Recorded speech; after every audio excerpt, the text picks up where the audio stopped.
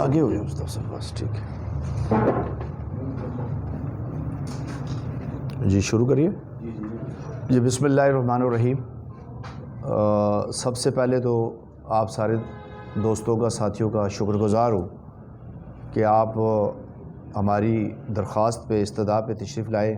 S O Ps کا بھی ہمیں خیال ہے. کل ہی آپ دوستوں نے کہا تھا کہ چونکہ یہاں پہ سلسلہ جو ہے ایس او پیز کے حوالے سے تو ہم نے بھی کوشش کی ہے کہ اسی انداز سے ہم آپ کے پاس حاضر ہوئے ہیں.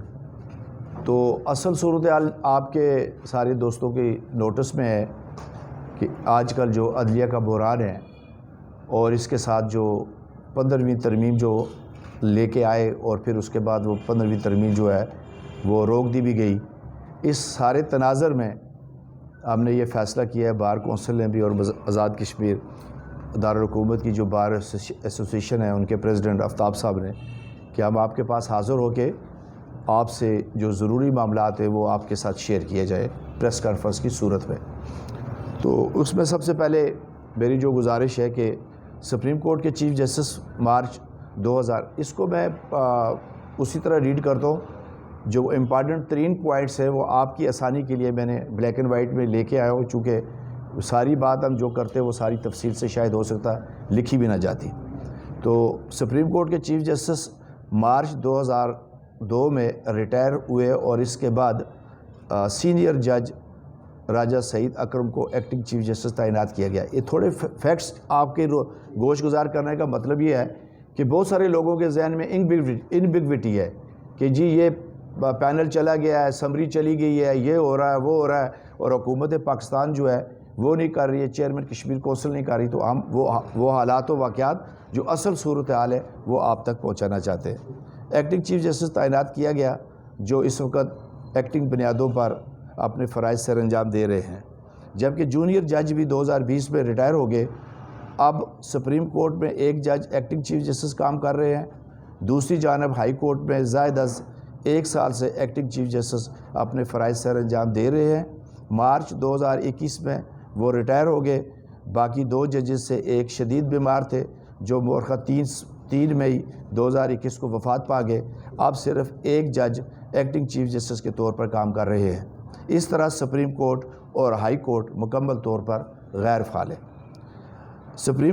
جب سپریم کورٹ کے مستقل چیف جسٹس 2020 میں ریٹائر ہوئے تو صدر ریاست نے سینئر جج جسٹس راجہ سعید اکرم کی بطور چیف جسٹس سپریم کورٹ تقرری کی سمری وزیر اعظم پاکستان چیئرمین کشمیر کونسل کو ارسال کی. یہ سمری ابھی انڈر پروسیس تھی کہ تقریباً ٹھیک 1 ماہ بعد خفیہ طور پر صدر ریاست نے دوسری سمری وزیر اعظم پاکستان چیئرمین کشمیر کونسل کو منظوری کے لیے ارسال کی, جس میں موقف لیا گیا کہ راجہ سعید اکرم کے خلاف ریفرنس پینڈنگ ہے, لہٰذا اظہر سلیم بابر قائم مقام چیف جسٹس ہائی کورٹ کو مستقل چیف جسٹس سپریم کورٹ تعینات کیا جائے. اور قائم مقام چیف جسٹس سپریم کورٹ کی مستقل تقرری کی سمری پینڈنگ کروائی گئی. یہاں سے ہی آزاد کشمیر میں عدلیہ بحران نے جنم لیا. صدر ریاست نے اس ساری کارروائی کو خفیہ رکھا.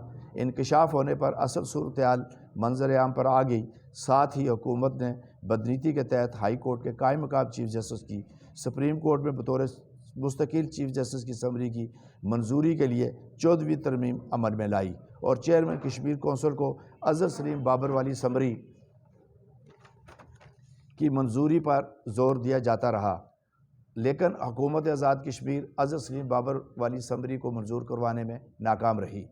ہائی کورٹ کے قائم مقام چیف جسٹس اظہر سلیم بابر صاحب 2021 میں ریٹائر ہو چکے. اس کے باوجود انہی کو سپریم کورٹ میں بطور مستقل چیف جسٹس تعینات کرنے کے لیے کوشش کی جا رہی ہے.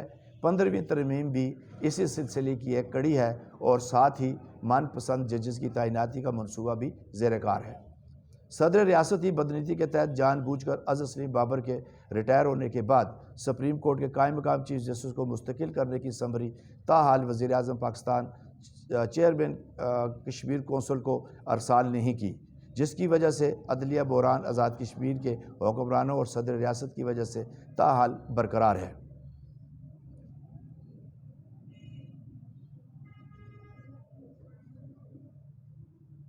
یہ تھوڑا سا اس کو میں کلیئر کرتا ہوں کہ صدر ریاست نے بدنیتی کے تحت جان بوجھ کر اظہر سلیم بابر کے ریٹائر ہونے کے بعد سپریم کورٹ کے مقام چیف جسٹس کی بات پہ کر رہا تھا۔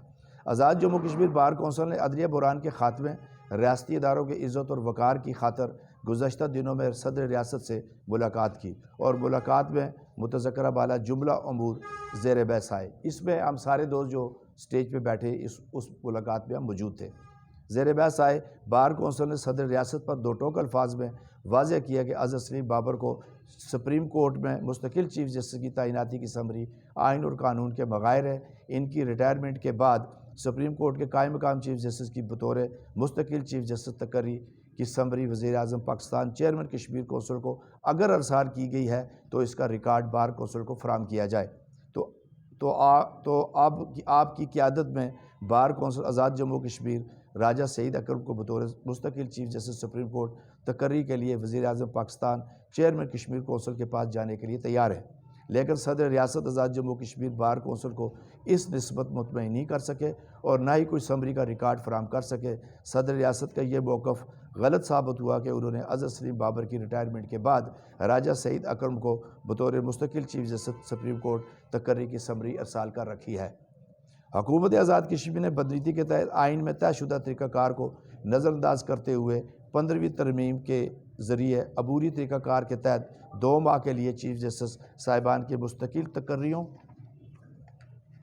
اور اعلیٰ عدلیہ میں ججز کی تعیناتی کے پس منظر میں من پسند ججز کی تعیناتی کا خطرناک کھیل کھیلنے کی ناکام کوشش کی۔ اگر ایسا ہو جاتا تو ریاست کے اندر اختیارات کی نئی جنگ شروع ہو جاتی اور تصادم کی صورتحال پیدا ہو جاتی، تو ایسی صورت میں عدلیہ بحران کے ساتھ ساتھ آئینی بحران بھی جنم لیتا۔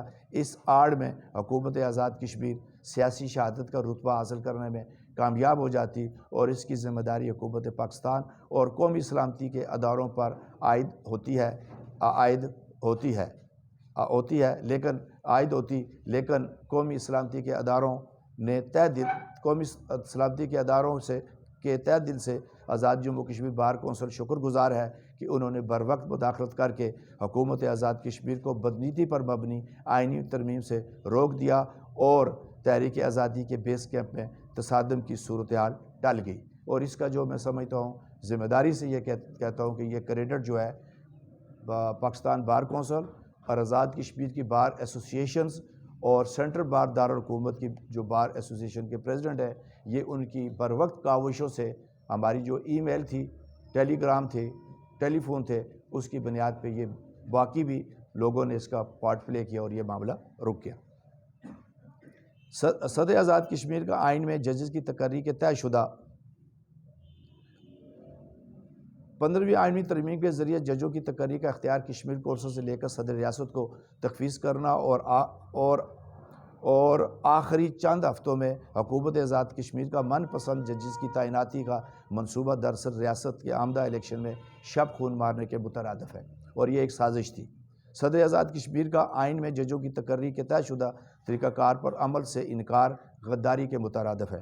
صدر ریاست مسلسل عرصہ 2 سال سے آئین کی توہین کے مرتکب ہو رہے ہیں۔ صدر ریاست ججوں کی تعیناتی چیئرمین کشمیر کونسل سے کروانے کے سخت مخالف ہے۔